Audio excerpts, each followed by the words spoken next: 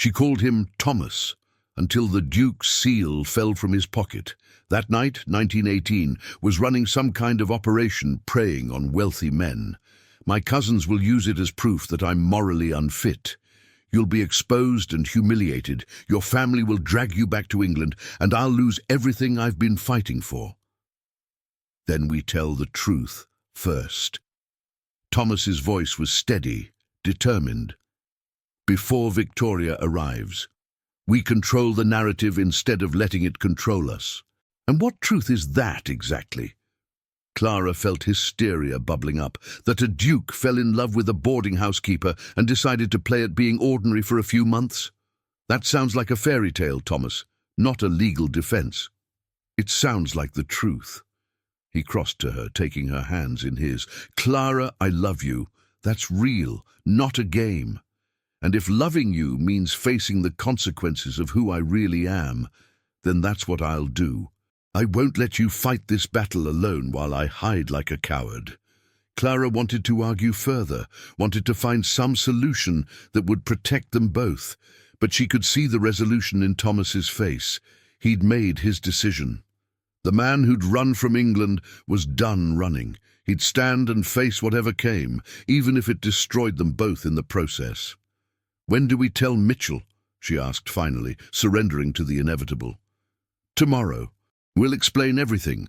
Who I am, why I'm here, what resources I can potentially bring to your case. Thomas pulled her close. And then we'll prepare for Victoria's arrival and whatever follows. That night, Clara lay awake in her bed, listening to the old house settle around her. Down the hall, Thomas was probably awake too, both of them facing the reality that their borrowed time was running out. In 3 weeks, everything would change. Lady Victoria Carmichael would arrive at the furniture factory, would recognize Thomas instantly, and would bring the full weight of British aristocracy crashing down on their fragile peace. But underneath the fear, Clara felt something else. A strange relief that they'd finally stop hiding, stop pretending that secrets could be maintained indefinitely. The truth would hurt, might even destroy them, but at least it would be honest. And honesty, Clara had learned, was sometimes the only foundation strong enough to build hope on, even when that hope felt impossibly fragile. She rose before dawn and found Thomas already on the porch, watching the sun paint the Blue Ridge peaks in shades of gold and rose. She sat beside him without speaking, and he wrapped his arm around her shoulders, pulling her close against the December cold. "Whatever happens," he said quietly, "I want you to know this has been the realest thing in my life. These months with you, being just Thomas, that's who I actually am underneath everything else. The title and the estates and the expectations, those are just accidents of birth. But choosing you, that's the first real choice I've made in my entire life." Clara turned her face into his shoulder, letting tears fall silently. "I choose you too, no matter what comes next."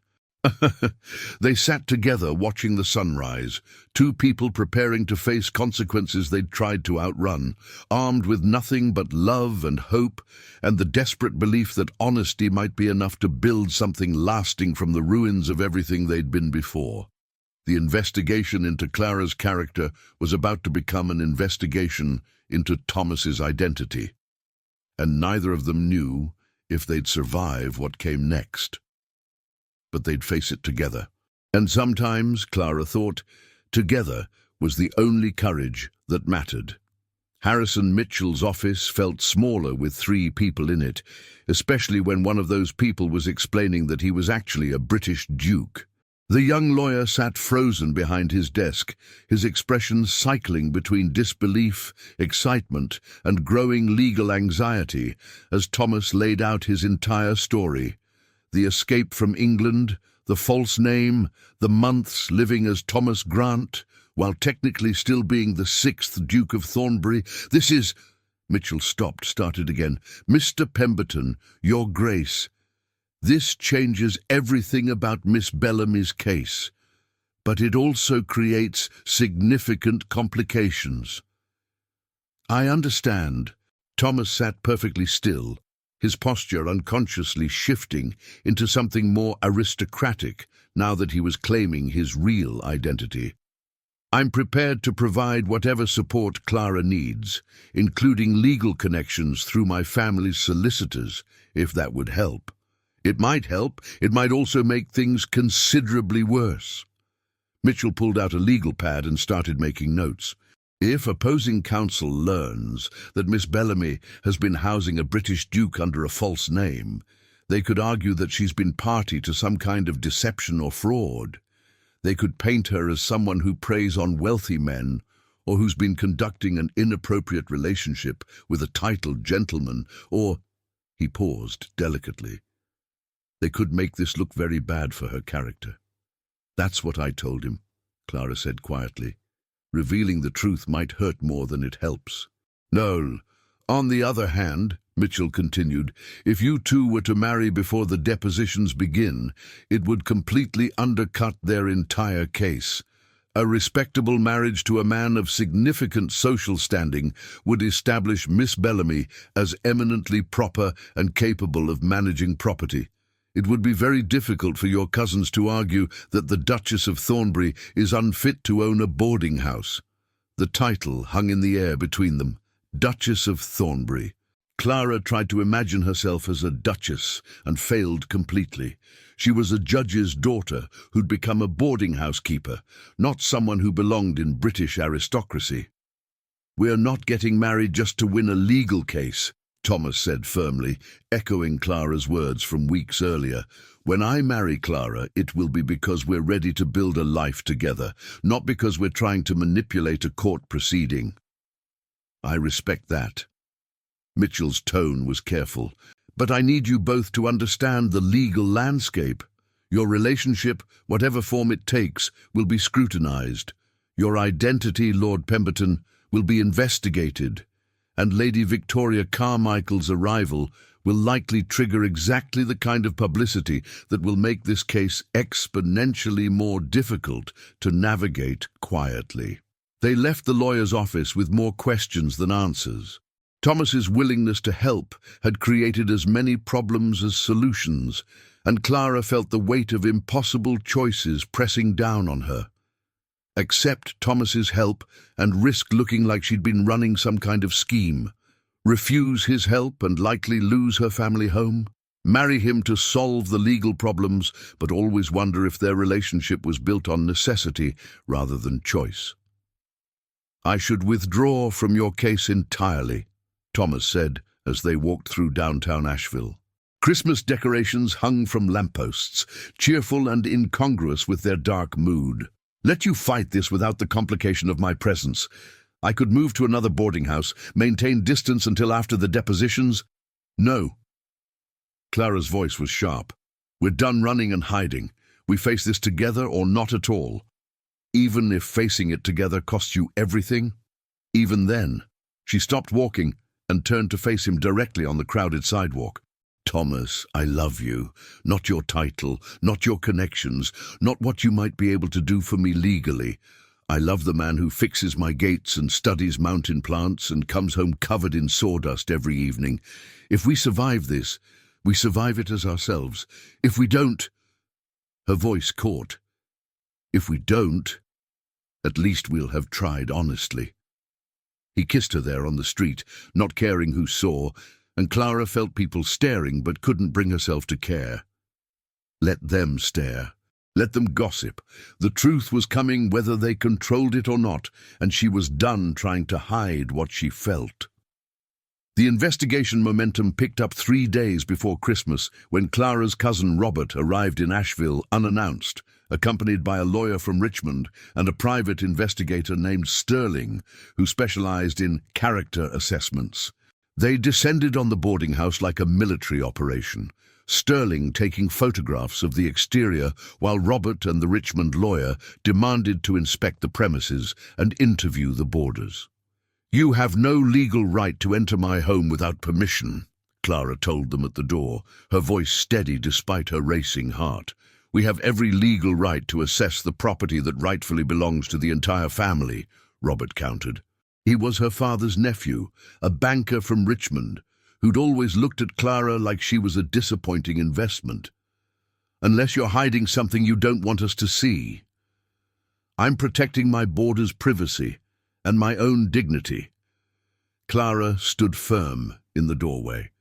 "You want to inspect the house? Have your lawyer file the proper motions with the court? You want to interview my boarders?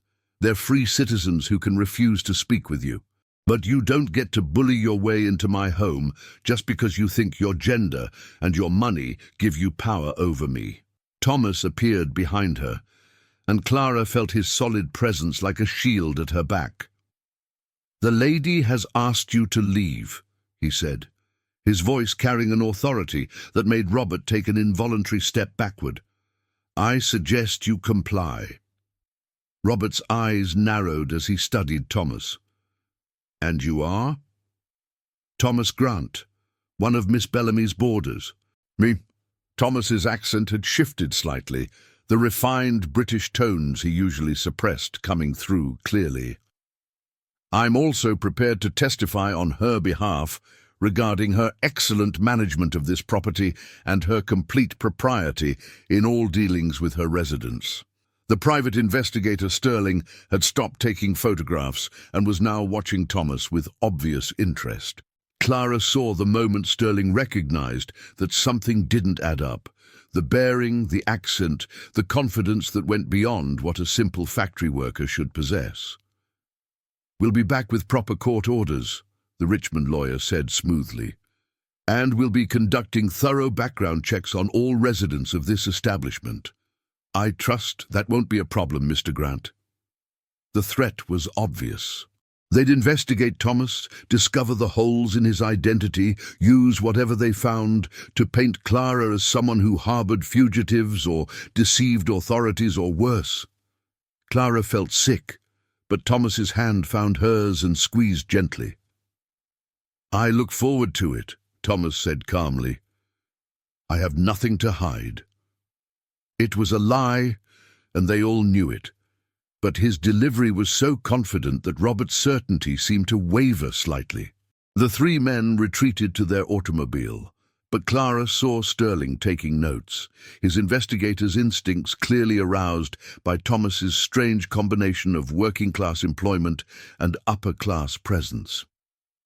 "They know something's off about you," Clara said once they were safely inside with the door locked. Her hands were shaking now that the confrontation was over. "Sterling will investigate, and he'll find the gaps in your identity, and they'll use it to destroy us both." "Let them investigate." Thomas's jaw was set. "I'm done hiding, Clara. It's time to control the narrative before they do it for us." Mrs. Patterson emerged from the parlor where she'd been listening to the entire exchange.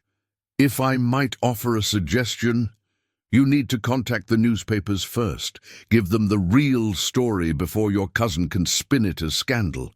A British duke who fell in love with an American woman and chose honest work over aristocratic privilege. That's romance, not scandal. Frame it properly and you turn their weapon into your shield." It was brilliant and terrifying. Clara looked at Thomas, saw him considering the older woman's words with the strategic mind that had probably served him well in whatever role dukes played in running their estates and managing their responsibilities. "She's right," he said finally. "We write the story ourselves. A human interest piece about love transcending class and circumstance. We give one interview to a sympathetic journalist, control the facts, and make it impossible for your cousins to paint you as anything other than a woman who won the heart of a duke through genuine character." "And what about your family?" Clara asked. "Once this becomes public, they'll come for you. They'll try to force you back to England, back to the life you escaped. They can try." Thomas's smile was grim. "But I'm 27 years old and legally entitled to make my own choices. They can't actually force me to do anything. They can threaten to cut me off financially, but I'm already living on factory wages. They can threaten social consequences, but I've already walked away from that world. The only power they have is the power I give them, and I'm done giving them anything. The plan crystallized over the next 2 days. Harrison Mitchell connected them with a journalist from the Asheville Citizen named Margaret Wells, a woman known for thoughtful human interest pieces rather than sensational gossip. They met at Clara's kitchen table 2 days before Christmas, and Clara told the entire story: her parents' deaths, the struggle to keep the house, Thomas's arrival, the slow development of their relationship, and finally the revelation of his true identity. "This is extraordinary," Margaret said, her pencil flying across her notepad. "But I need to ask the difficult question. Lord Pemberton, why should readers believe this is genuine love rather than a nobleman amusing himself with an American adventure?" Thomas had clearly been expecting the question, because I gave up everything for the possibility of something real. I walked away from wealth, title, social position, family approval, everything my world values, for the chance to find out who I actually am underneath the expectations. And I found Clara. Not a society woman who wanted my title, not someone who saw me as a prize to be won, but a person who saw me, who challenged me, who made me want to be worthy of her regard. That's not an adventure or an amusement. That's the first honest thing that's happened to me since before the war. And Miss Bellamy, what do you say to critics who might suggest you've used your position as his landlady to trap a duke into a relationship? Clara felt anger flash hot in her chest, but she kept her voice level. "I didn't know he was a duke until weeks after he arrived. I fell in love with Thomas Grant, the man who fixed my gates and helped preserve vegetables and talked to me about mountain plants like they mattered. I don't want his title. I don't want his money. I just want him, the person he is when he's free to be himself instead of what everyone expects him to be. If that makes me a social climber in some people's eyes, then those people have never actually been in love." Margaret smiled and kept writing. "One more question. What are your plans? Will you return to England, stay in Asheville, marry?" Thomas and Clara looked at each other, and Clara saw her own uncertainty reflected in his eyes. They hadn't talked about concrete plans, too focused on surviving each immediate crisis to think about actual futures. "We'll stay in Asheville," Thomas said firmly. "This is home now. As for marriage," he turned to face Clara fully. "That's a conversation Clara and I need to have privately before we announce anything publicly." The interview ended with Margaret promising to run the story on December 27th, giving them a few days to prepare before the inevitable storm broke. She left with handshakes and assurances that she'd present their story fairly, and Clara let herself hope that maybe, just maybe, controlling the narrative would actually work. That evening, Thomas asked Clara to walk with him despite the cold. They bundled up and headed toward Pack Square, Asheville's downtown hub, decorated for Christmas with electric lights that turned the evening into something magical. Street vendors sold roasted chestnuts and hot cider, and carolers gathered on corners singing about peace on earth and goodwill toward men. "I need to ask you something," Thomas said as they walked, "and I need you to answer honestly, not based on what you think I want to hear or what would be strategically useful for your legal case." Clara's heart started pounding. "All right." They stopped in front of the Christmas tree in Pack Square, its lights reflecting off the snow and turning everything golden. Thomas took both her hands in his, and Clara saw that he was nervous, truly nervous in a way she'd never seen him before. "Clara Bellamy, I love you. Not because you're convenient, not because you're part of some American adventure, but because you're the bravest, most genuine person I've ever known. You faced more loss in 6 months than most people face in a lifetime, and instead of letting it destroy you, you've built something meaningful from the ruins. You've taught me what courage actually looks like, not the battlefield kind, but the everyday kind that gets up and chooses hope even when hope seems impossible." He released one of her hands to reach into his pocket, pulling out a small velvet box that looked old and well worn. This was my grandmother's ring. I brought it with me from England, even though I told myself I was leaving that world behind completely. I think part of me always hoped I'd find someone worth giving it to, someone who'd value it not for the monetary worth, but for what it represents. The possibility of building something lasting with someone you actually choose. Clara's eyes were already filling with tears as he opened the box to reveal a simple gold band set with a single perfect sapphire, the deep blue of mountain twilight. "Will you marry me?" Thomas asked.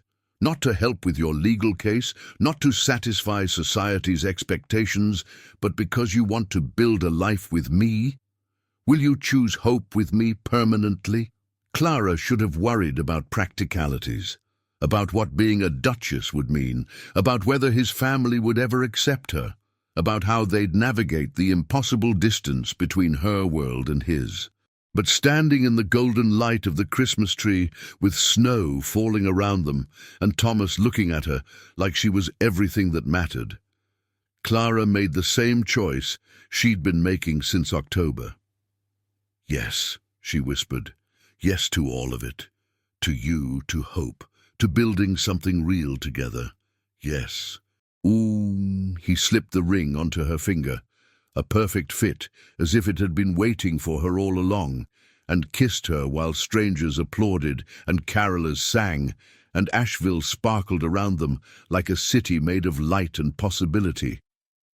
Clara kissed him back and felt something settle in her chest, a certainty that transcended logic and fear and all the practical reasons this shouldn't work. They'd face whatever came next together. The newspaper story, Robert's legal maneuvering, Lady Victoria's arrival, the inevitable confrontation with Thomas's family. All of it waited like storms on the horizon. But they'd weather those storms as partners, as people who'd chosen each other deliberately and completely. "I love you," Clara said against his lips. "My Thomas, my ordinary, extraordinary Duke." "I love you," he answered. "My Clara, the woman who taught me what home actually feels like." They walked back to Magnolia Street hand in hand, engaged and terrified and hopeful all at once, ready to face the investigation that would determine not just Clara's right to keep her family home, but their right to build a future together on their own terms, whatever the cost. Margaret Wells's article ran on the front page of the Asheville Citizen on December 27, 1918, under the headline, "British Duke Finds Love in Blue Ridge, The Extraordinary Romance of Thomas Pemberton and Clara Bellamy."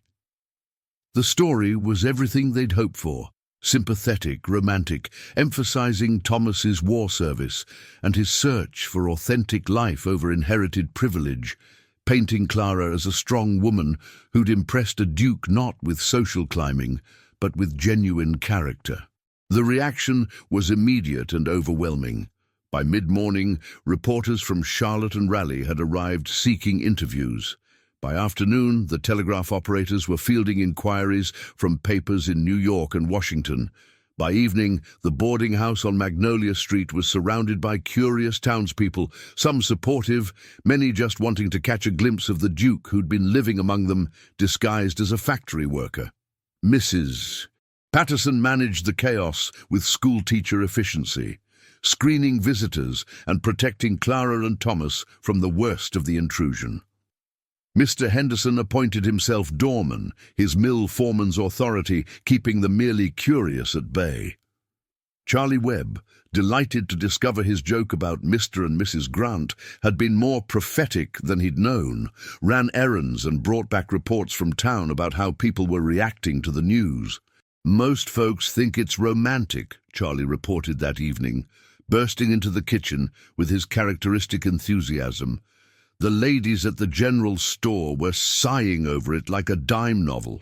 Some of the older men are grumbling about foreign nobility, but even they admit Lord Pemberton did his part in the war and seems like a decent fellow. "What about my cousins?" Clara asked. That was the reaction that mattered most, whether Robert and his lawyer would be forced to back down now that public sentiment seemed to favor her, or whether they'd dig in harder. painting the whole story as a sophisticated deception. "Haven't heard yet," Charlie admitted, "but Harrison Mitchell sent word that he wants to meet tomorrow morning. Said the article changed the legal landscape significantly." Now, the meeting with Mitchell the next day confirmed what Clara had hoped. Robert's case was collapsing. The Richmond lawyer had withdrawn, apparently uncomfortable with the publicity and the public relations disaster of trying to dispossess a woman engaged to a British war hero and duke. Robert himself had sent a terse telegram suggesting that perhaps they could reach an accommodation that respects Clara's attachment to the family home while ensuring appropriate family oversight. "It's over," Mitchell said with barely contained excitement. "They're retreating. They'll probably try to save face by proposing some kind of family trust arrangement, but they've lost the public relations battle, and they know the legal battle would be expensive and uncertain now. You're going to keep your house, Miss Bellamy." Clara felt tears of relief streaming down her face. Thomas pulled her close, while Mitchell discreetly looked away, letting them have their private moment of victory. They'd won. Against the odds, against the cousins' money and the weight of social expectation, they'd won. But victory came with complications they hadn't fully anticipated. That afternoon brought a telegram from England, addressed to Thomas Ashford Pemberton, 6th Duke of Thornbury, care of Miss Clara Bellamy, Magnolia Street, Asheville, North Carolina, United States of America. The formality of the address made Clara's stomach clench even before Thomas opened it. His face went pale as he read, "It's from my father's solicitor.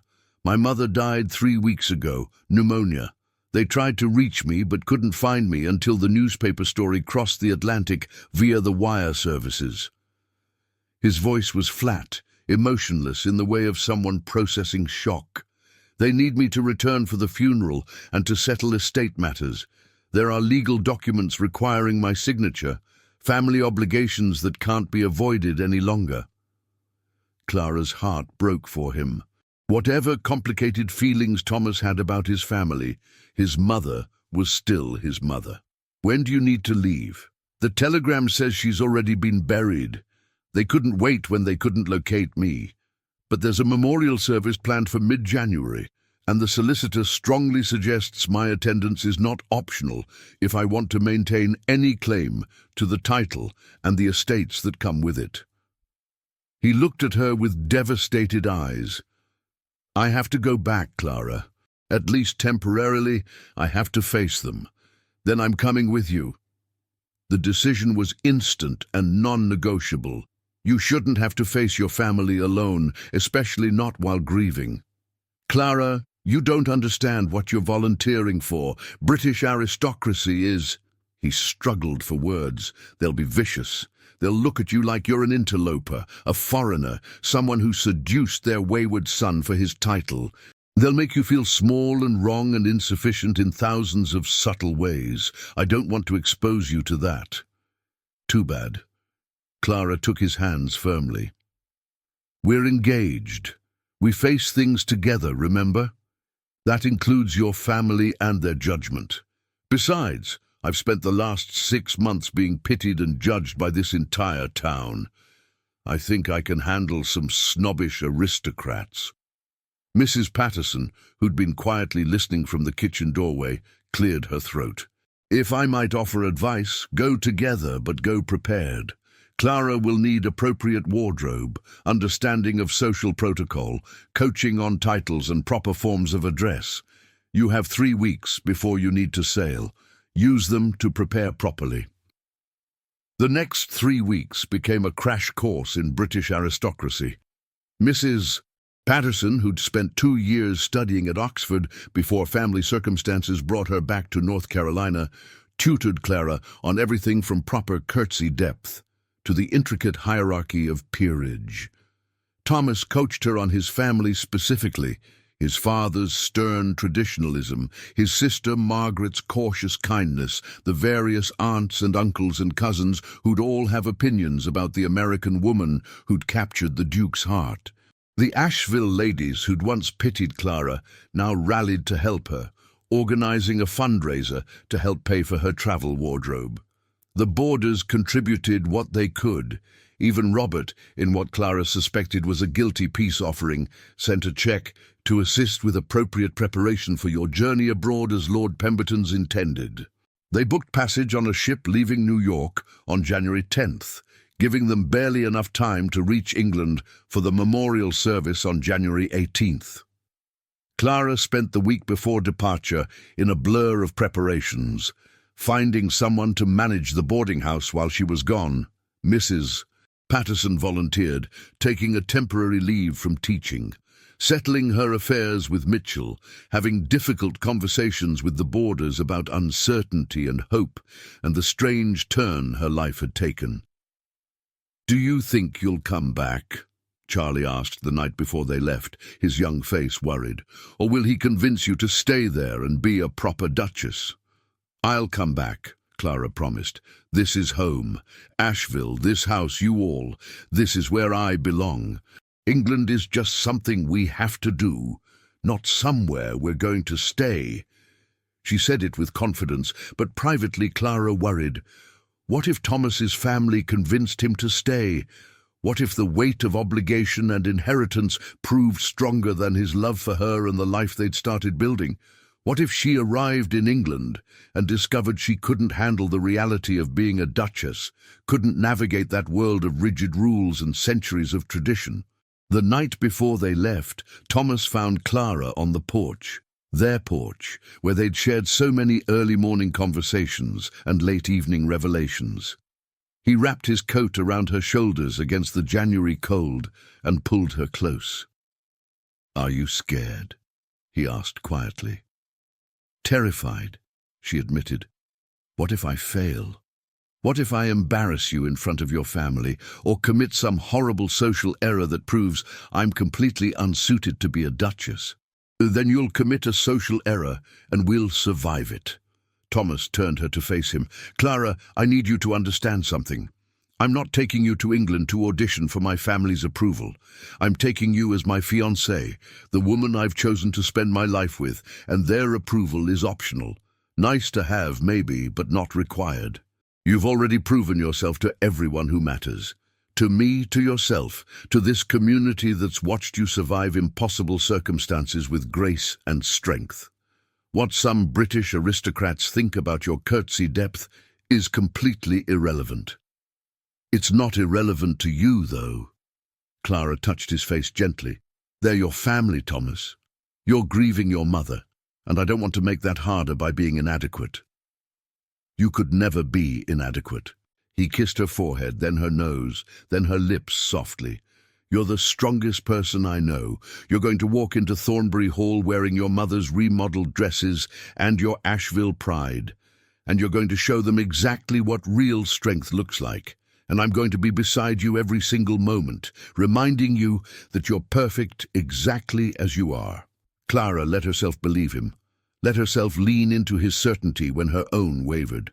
They stood together in the winter darkness, preparing to face the next great test of their relationship, not the external pressures of lawsuits and investigations, but the internal pressure of worlds colliding, of trying to bridge the impossible distance between who Thomas had been and who he was becoming, between the life Clara had lost and the life she was fighting to build. "Whatever happens in England," Clara said quietly, "promise me we'll come back here. Promise me Asheville stays home." "I promise," Thomas said without hesitation. "England is where I came from. Asheville is where I became myself. There's no contest about which one matters more." They left the next morning on a train to New York, the boarding house residents gathering to see them off with tears and wishes for safe travel. Mrs. Patterson pressed a small book into Clara's hands, a journal for recording her experiences. Mr. Henderson shook Thomas's hand with rough affection. Charlie hugged them both, making them promise to write. As the train pulled away from Asheville Station, Clara watched the Blue Ridge Mountains recede into the distance and felt like she was leaving safety for uncertainty. But Thomas's hand was firm in hers, and the sapphire ring on her finger caught the morning light, and Clara chose to believe that love could be its own kind of home, portable and resilient, no matter what geography or social class tried to tear apart. They were going to face his family, his past, his complicated grief. They were going to navigate a world that would judge Clara harshly and test Thomas's resolve. But they were going together, as partners, as people who'd chosen each other against all odds and all logic. And sometimes, Clara thought, as the train carried them north toward the ocean and the ship that would take them across it, sometimes choosing each other was the only courage that mattered. Everything else, the titles, the expectations, the social barriers, was just noise they'd learned to ignore together. Thornbury Hall rose from the English countryside like something from a history book. All grey stone and mullioned windows, centuries of family legacy pressed into every carved cornerstone and manicured hedge. Clara stood beside Thomas in the January drizzle, staring at the house that was somehow his home, but had never felt like one, and understood viscerally why he'd run across an ocean to escape this weight of inherited grandeur. "It's just a house," Thomas said quietly, reading her tension in the set of her shoulders. A very large, very old, very pretentious house, but still just a house. The people inside are just people, no matter what titles they carry. People who are about to judge everything about me," Clara murmured. But she straightened her spine, summoned the strength that had carried her through her parents' deaths and her cousin's legal attacks, and walked toward the massive front doors with her head high. Thomas's family was waiting in what they called the blue drawing room, a space larger than Clara's entire boarding house, filled with priceless furniture and portraits of stern-faced ancestors who seemed to glare disapprovingly at the American interloper. Thomas's father, the 5th Duke of Thornbury, stood by the fireplace like he owned the very air they breathed. His sister Margaret sat on a settee, her face carefully neutral. And arrayed around the room like a jury were various aunts, uncles, and cousins Clara had been coached to recognize, but whose names fled her memory in the face of their collective scrutiny.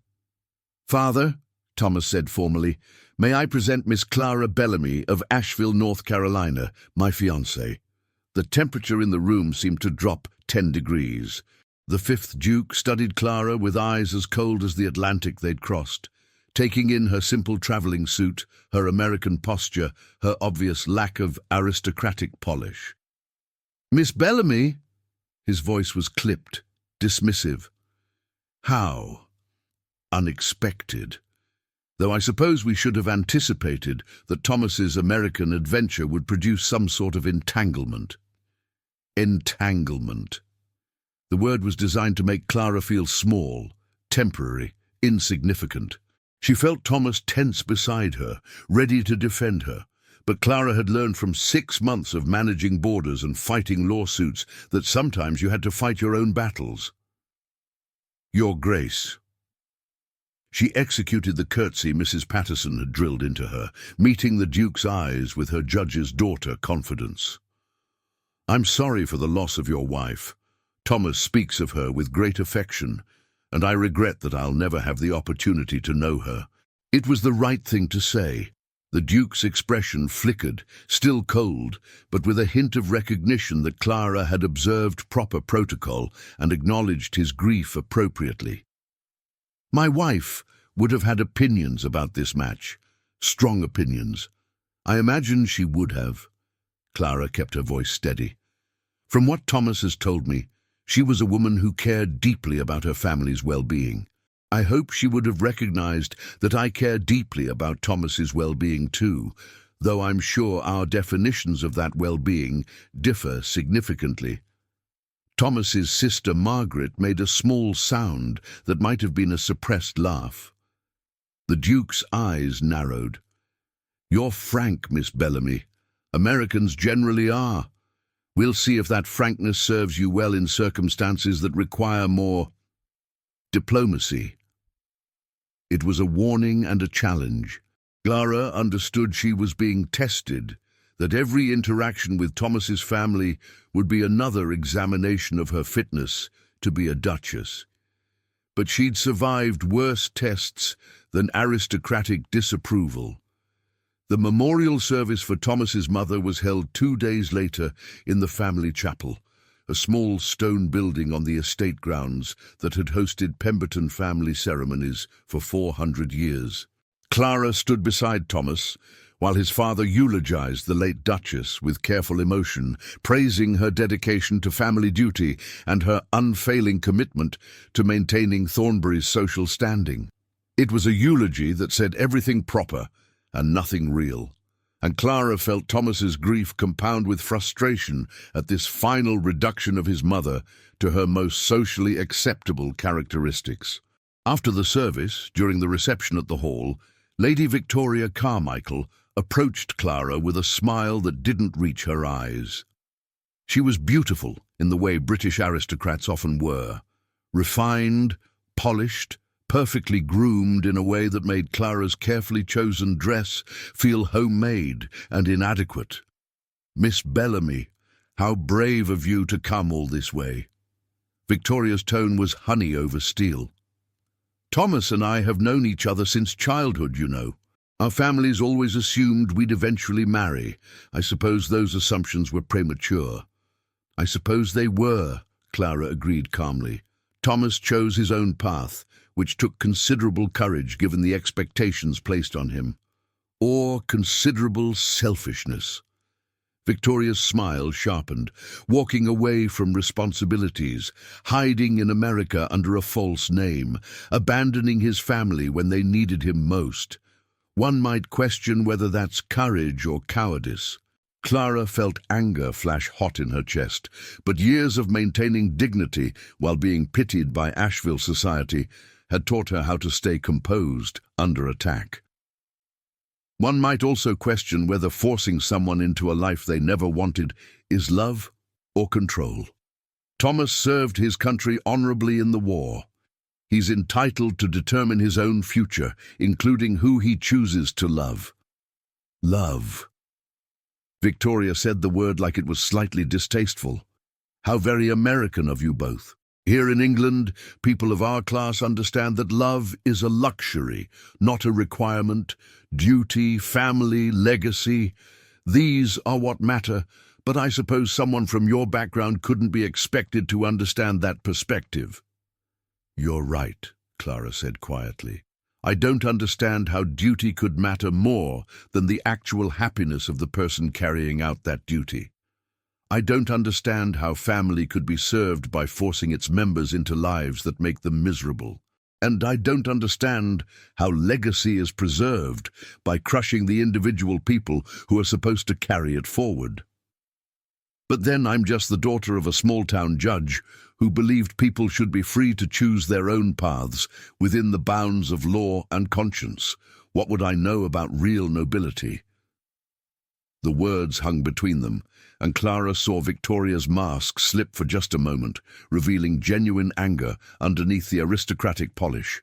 But before Victoria could respond, Thomas appeared at Clara's elbow, his hand finding hers with familiar warmth. "Victoria," he said coolly, "I see you've met Clara. We should move along. There are other guests my father wants us to greet." He guided Clara away, and once they were out of Victoria's hearing, he squeezed her hand gently. "You held your own beautifully. She's probably not used to people standing up to her." "She loves you," Clara said quietly, "or thinks she does. I can see it in the way she looks at you. She loves the idea of me, the title, the estate, the social position. She doesn't know me, Clara. She never bothered to learn who I actually am underneath all that. You know me. That's the difference that matters." The visit stretched from days into a week, then 10 days, as legal matters proved more complicated than Thomas's father's solicitor had initially suggested. The late Duchess's will had specific provisions requiring Thomas's presence for various trust arrangements. Estate documents needed signing. Family obligations multiplied like weeds, each one requiring Thomas's attention and pulling him deeper into the world he'd tried to escape. Clara watched him transform in subtle ways, his posture becoming more formal, his speech patterns shifting toward the clipped precision of his father's class, his face settling into careful neutrality that hid whatever he was actually feeling. He was becoming the Duke of Thornbury again, layer by layer, and Clara felt him slipping away, even as he held her hand through dinner parties and morning meetings and endless social obligations. "Talk to me," she asked one night when they finally had privacy in the guest room she'd been assigned, separate from Thomas's room, because propriety demanded they maintain distance despite their engagement. "Tell me what you're thinking." Thomas sat on the window seat, staring out at the dark grounds. "I'm thinking that I forgot how heavy this all is. The expectations, the responsibilities, the constant judgment. Every conversation here has 3 layers: what's being said, what's actually meant, and what's being carefully not said. I spent 4 months in Asheville being just Thomas, and now I'm being forced back into being the 6th Duke of Thornbury, whether I want it or not." "Do you regret coming back?" Clara asked carefully. "I regret that we had to come back. I don't regret bringing you, because you're the only real thing in this entire house." He turned to look at her. "But Clara, I need to tell you something. My father's solicitor explained the full extent of the estate holdings today. There are 10,000 people who depend on Thornbury estates for their livelihoods. Tenant farmers, village shopkeepers, mill workers, families who've lived on these lands for generations. If I walk away completely, if I refuse to take up my responsibilities, those 10,000 people suffer. The estates go to my cousin Frederick, who's a drunk and a gambler, and who'd bankrupt everything within 5 years just to fund his London lifestyle." Clara's stomach sank as she understood what he was really saying. "So you can't walk away." "I can't walk away completely," he corrected, "but I also can't stay here full-time and be the person I was becoming in Asheville. I need to find some middle ground. Some way to honor my responsibilities without losing myself to them entirely." "So, what does that middle ground look like?" Clara asked, even though she was afraid of the answer. "Split time, maybe. Spend part of the year here managing the estates, part of the year in Asheville living the life we were building." He crossed to kneel in front of her, taking her hands. "I know that's not what you wanted to hear. I know you wanted me to choose you completely, to walk away from this world and never look back. But those 10,000 people matter too, Clara. I can't ignore their needs just because I prefer a different life." Clara felt tears threaten. She'd known, logically, that Thomas couldn't abandon his responsibilities forever. But she'd let herself hope that love would be enough, that they could build their life in Asheville and let England manage itself. "I can't be a duchess," she whispered. "Not really. I don't fit here, Thomas. You see how they look at me? Like I'm some curious American specimen that got tracked in on your shoes. Then we'll make them adjust their vision." His voice was firm. "You're going to be my wife, which makes you the Duchess of Thornbury, whether they like it or not. And if being the Duchess of Thornbury means bringing some American directness and genuine emotion to this place, then maybe that's exactly what Thornbury needs." The shift happened over the next few days, driven by an unexpected ally, Thomas's sister, Margaret. She sought out Clara in the library one afternoon, settling into a chair with the careful posture of someone who'd been trained from birth to sit properly. "My brother is different because of you," Margaret said without preamble. "Before he left for America, he was like a ghost, physically present but emotionally absent. The war had hollowed him out, and Mother's plans to marry him off to Victoria were pushing him towards something desperate. But now he has life in his eyes again. Hope. That's because of you." Clara didn't know how to respond to this unexpected support. "Your brother is remarkable. He deserves to be happy." "He does. And so do you. Margaret smiled slightly. Which is why I want to help you navigate this impossible situation my family has put you both in. You can't change who you are to please them. That never works, trust me. I've tried my entire life. But you can learn to navigate their world while staying true to yourself. Let me show you. What followed was a different kind of education than Mrs. Patterson had provided. Margaret taught Clara not just the rules of aristocratic society, but how to bend those rules without breaking them.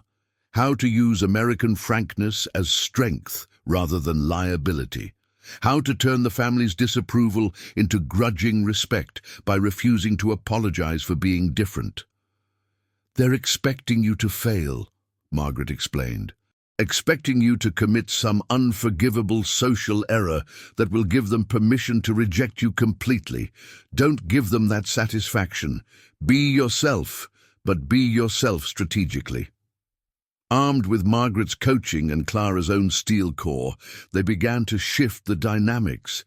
At the dinner party for local aristocracy, Clara spoke openly about her parents' deaths and her work keeping the boarding house running, framing it not as social dissent but as entrepreneurial courage.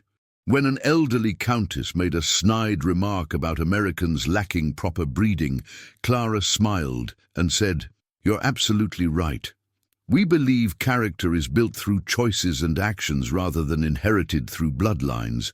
It's a fundamental philosophical difference."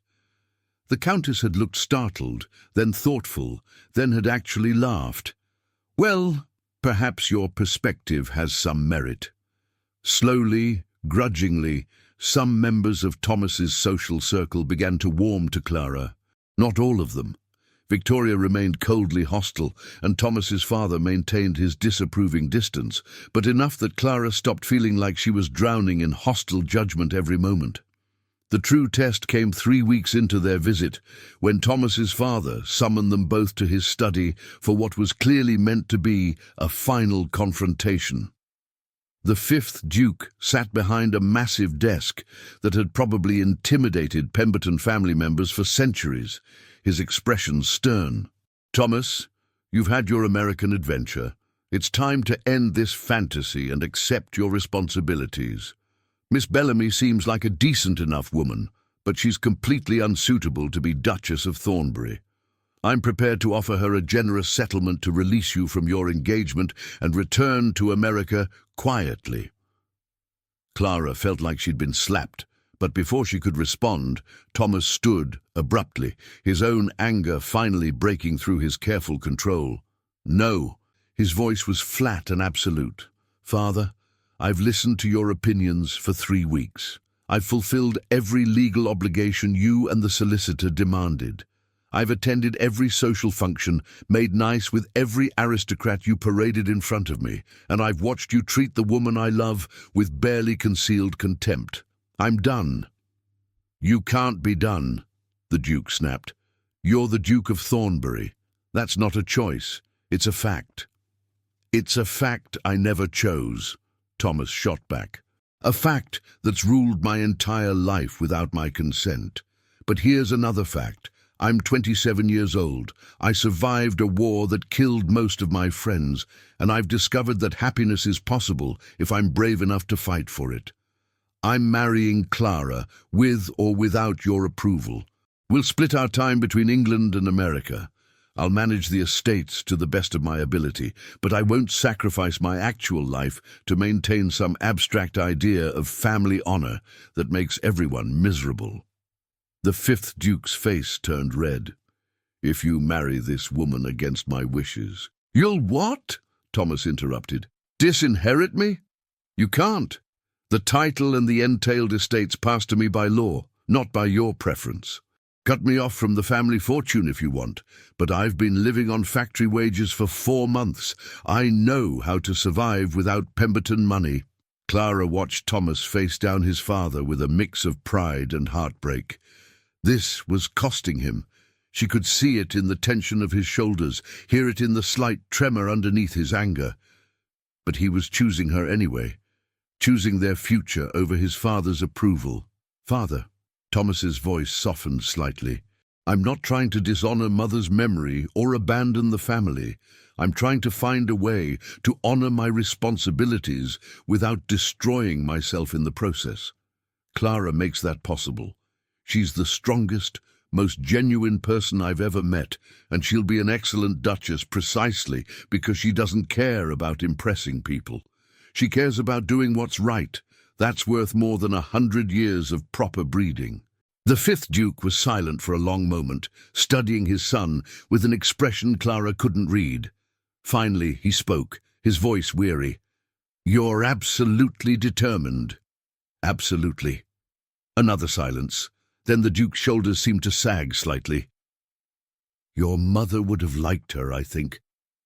Elizabeth always said this family needed someone who'd shake us out of our rigid traditions. I told her tradition was what held us together, but perhaps she was wiser than I gave her credit for." He looked at Clara directly for the first time with something other than judgment. "Can you handle being a duchess, Miss Bellamy? Truly, it's not romantic. It's exhausting and thankless and full of expectations that never end." "I can handle it," Clara said quietly. "Not because I want the title, but because I love your son, and I understand that loving him means accepting all the complications that come with him. I won't pretend to be something I'm not, but I'll learn what I need to learn, and I'll do my best to honor the responsibilities that come with being part of this family." The Duke studied her for another long moment, then nodded slowly. "Very well. I won't stand in your way, but understand this, you'll be judged harshly by people who don't want to accept you. This won't be easy." "Nothing worth having ever is," Clara replied. They left the study with something that wasn't quite approval, but wasn't outright hostility either, a grudging acceptance that their marriage would happen, and the family would have to adjust accordingly. It wasn't the warm welcome Clara had secretly hoped for, but it was enough to build on. That night, Thomas found Clara on the terrace overlooking Thornbury's gardens, wrapped in a shawl against the February cold. He pulled her close, and they stood together looking at the dark grounds. "We can go home soon," he said. "Back to Asheville, to the boarding house, to the life we were building. We'll come back here when we're needed, but home is North Carolina now, for both of us." "Your father will expect us to spend more time here," Clara said. 6 months of the year, maybe, managing the estates properly. Then we'll figure it out. Split our time, build 2 homes instead of 1, create something new that honors both worlds without being imprisoned by either. He turned her to face him. "Clara, I meant what I said in there. I won't sacrifice you or our happiness to maintain some outdated idea of duty. We'll find a way forward that works for us, even if it makes the aristocracy uncomfortable." They sailed back to America 3 days later, leaving behind a family that was slowly, grudgingly learning to accept that Thomas Pemberton was going to write his own story rather than follow the script they'd prepared for him. Margaret came to see them off, pressing a thick envelope into Clara's hands. "Letters of introduction," she explained, "to American branches of British families, to sympathetic society women who might help you navigate the transatlantic duchess role you're creating. You're not the first woman to bridge these worlds, Clara, but you might be the first to do it on your own terms, rather than apologizing for your origins." The voyage home felt different from the anxious journey over. Clara and Thomas spent hours on deck talking about their future, how they'd divide their time, how they'd maintain the boarding house while also managing Thornbury estates remotely when possible, how they'd build a marriage that spanned oceans and class differences and centuries of tradition that told them this was impossible.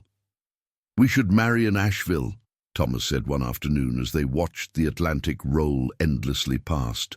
Small ceremony, just the boarding house residents and a few local friends. Something real and intimate rather than a society spectacle.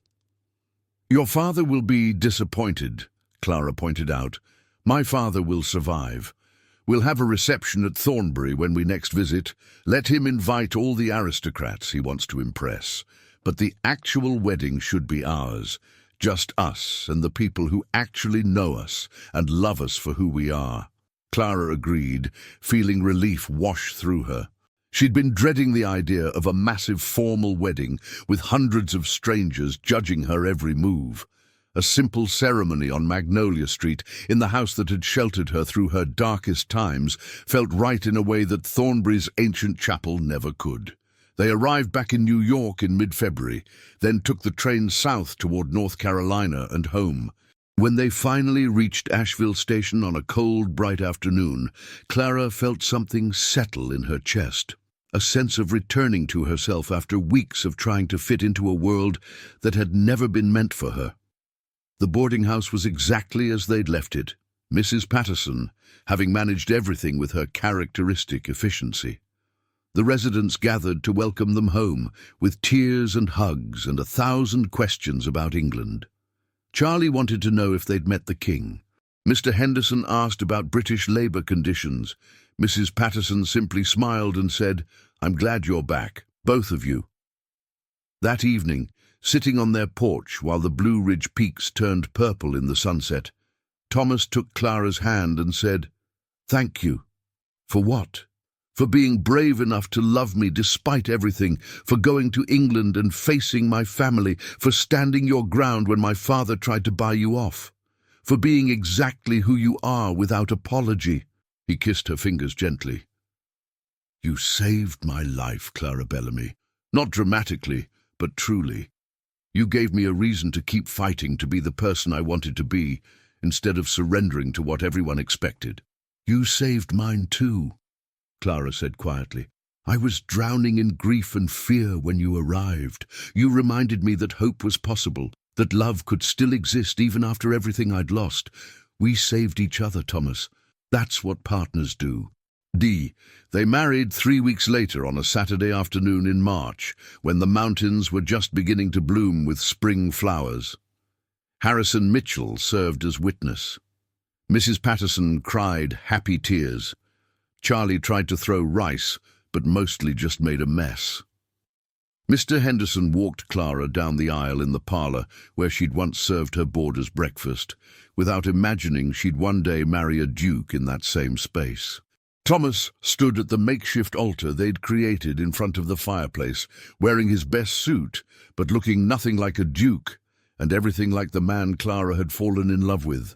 When she joined him there, when they spoke their vows in front of the small gathering of people who actually knew them, Clara felt more certain than she'd ever felt about anything that this was right. This marriage, this man, this life they were building from hope and courage and stubborn refusal to let circumstances define them. "I, Thomas Ashford Pemberton," he said clearly, "take you, Clara Elizabeth Bellamy, to be my wife. I promise to love you in England and in America, in grand houses and humble ones, as a duke and as the man you taught me to be. I promise to choose you every day, to face whatever comes together, and to never forget that you are the home I was searching for." Clara's voice shook but held steady. "I, Clara Elizabeth Bellamy, take you, Thomas Ashford Pemberton, to be my husband. I promise to love you as you are, not as anyone expects you to be. I promise to be your partner in building a life that honors both your responsibilities and your dreams. I promise to choose hope with you, always, no matter how impossible it seems." When they kissed as husband and wife, the small gathering erupted in applause, and Clara felt joy so pure it almost hurt. This was real, this was theirs, this was the future they'd fought so hard to make possible. The years that followed were not easy, but they were honest. Thomas and Clara split their time between Asheville and England, spending spring and summer in North Carolina, where Thomas continued working at the furniture factory.